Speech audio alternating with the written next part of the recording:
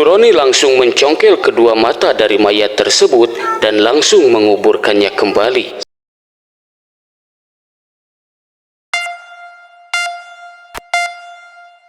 Assalamualaikum, kembali lagi di channel Jendela Semesta. Di pembahasan ini saya akan bercerita tentang kisah nyata pewaris ilmu santet. Sebelum lanjut, saya ucapkan terima kasih kepada kawan-kawan subscriber yang telah mendukung channel ini dengan cara menekan tombol like dan subscribe. Nyalakan juga lonceng notifikasinya agar kalian tidak ketinggalan cerita-cerita lainnya dari channel ini. Dan bagi kalian yang ingin membaca cerita aslinya, silahkan kunjungi linknya yang akan saya sertakan di kolom deskripsi. Seperti apa ceritanya, dan inilah kisah nyata. Di sebuah desa, ada seorang kakek yang berprofesi sebagai dukun santet. Dia sering membunuh orang dengan cara mengirimkan santet atau guna-guna. Menurut cerita yang beredar, jika ada orang yang mempunyai masalah dengan kakek tersebut atau dengan keluarganya, maka orang itu hidupnya tidak akan lama lagi. Karena si dukun itu akan menyantet orang tersebut tanpa belas kasihan hingga dia meninggal. Selama puluhan tahun, dia bersekutu dengan iblis, hingga akhirnya dia harus mempertanggungjawabkan persekutuannya itu. Suatu hari, tibalah saatnya si dukun itu sakit parah dan tidak bisa diobati. Selama bertahun-tahun, semakin hari sakitnya semakin parah, sehingga punggungnya pun bolong karena digerogoti dengan banyaknya belatung yang bersarang di dalam tubuhnya. Ketika seorang cucu yang bernama Roni sebagai nama samaran sedang membersihkan punggung kakeknya, tiba-tiba si kakek berbicara sambil menangis kepada cucunya tersebut. Si kakek berkata bahwa dia akan mewariskan ilmunya kepada Roni, karena si kakek tidak akan bisa meninggal jika ilmunya belum diturunkan kepada seseorang. Belum sempat Roni menjawab, tiba-tiba si kakek menyanyikan tembang Jawa yang mana Roni pun tidak mengerti arti dan makna dari tembang tersebut. Namun, Roni seperti terhipnotis dengan tembang yang kakek nyanyikan tadi. Dan tanpa sadar, tiba-tiba Roni meminum air bekas membersihkan tubuh kakeknya tadi. 3 hari kemudian setelah kejadian itu, ternyata benar kakeknya meninggal. Saat jenazahnya mau dikuburkan, tiba-tiba hujan turun dengan sangat deras yang disertai dengan angin yang sangat kencang.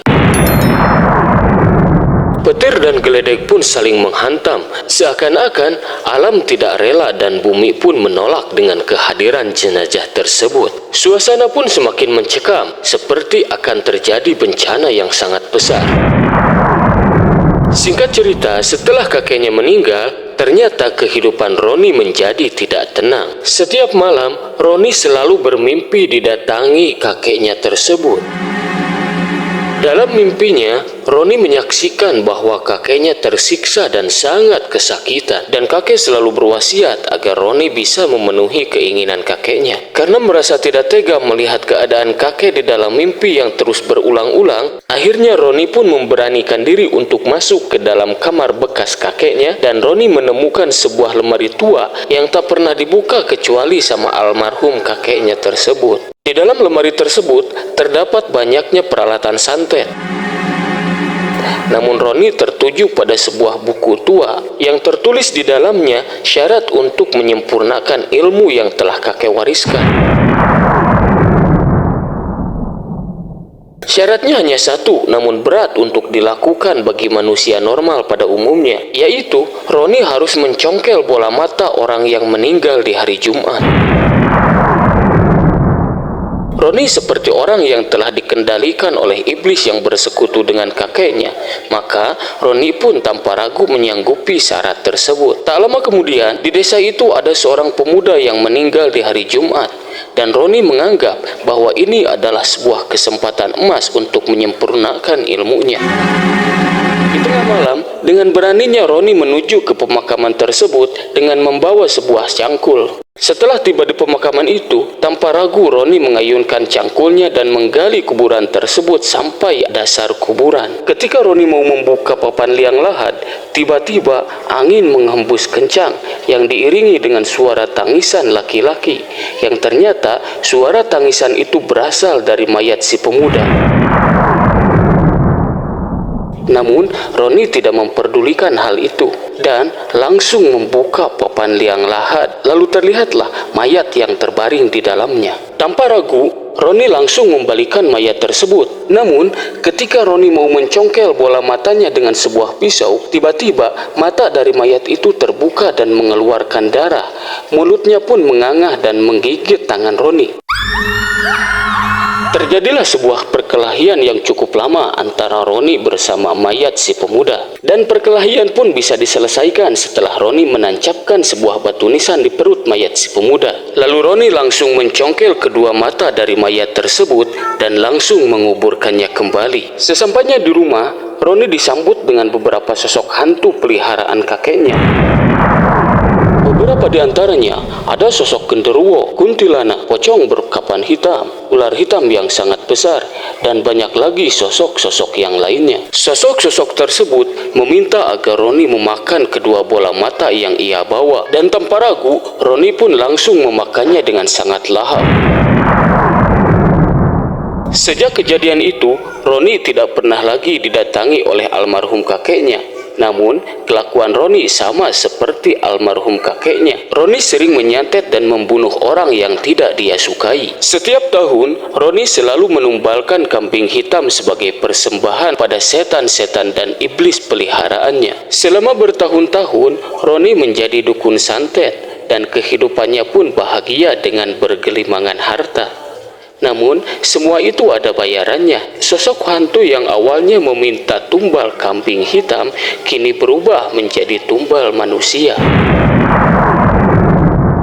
Setiap tahun, keluarga Roni meninggal satu persatu. Dari mulai anak, istri, dan anggota keluarga lainnya. Tinggallah Roni bersama anak satu-satunya. Itu pun dengan keadaan yang tidak baik-baik saja.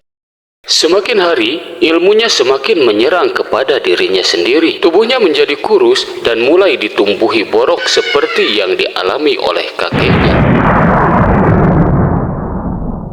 Beberapa ustadz mulai menolong agar Roni terlepas dari ilmunya tersebut. Namun tak mudah untuk melepaskan ilmu yang Roni bawa. Pada akhirnya, Roni berangkat ke daerah Banten.